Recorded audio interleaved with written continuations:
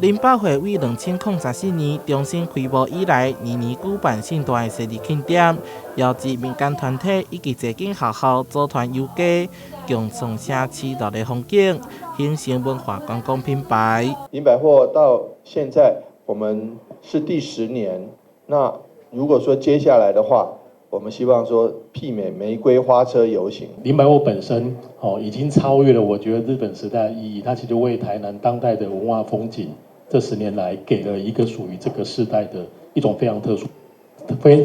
殊的印记。这次游行总共有28个团体参与，特别邀请赤山舞团为活动打造专属的摩登摇摆舞步，更邀请 SFC 歌舞团以精彩舞蹈串联规场活动，以城市为舞台，舞出台南的热情。到店来庆祝林百货92岁生日。我们全部是自发性的，我们的团队都是自发性的来跟我们一起去游行。那我们的团队其实每一组都是用心打扮。其中 Focus 设计的服装是将台南小吃牛肉汤、小羹米粉穿在身躯顶。另外，林百货4楼艺文空间透过1:12的袖珍模型，展出富城怀旧场景，陪伴台南迈入后一个100年里程碑。